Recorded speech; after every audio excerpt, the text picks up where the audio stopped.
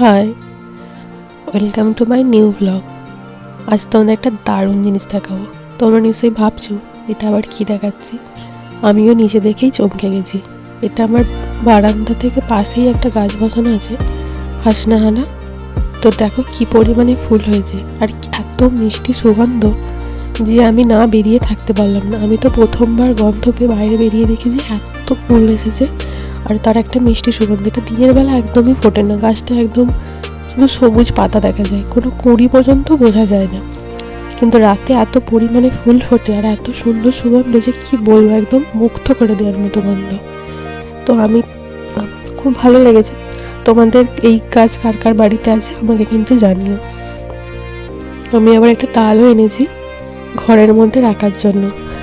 চলো আজ তাহলে আসি, দেখা হচ্ছে কাল। আর এই কাজটা তোমাদের কেমন লাগে, এর মিষ্টি সুগন্ধটা তোমাদের কেমন লাগে আমাকে কিন্তু জানিও।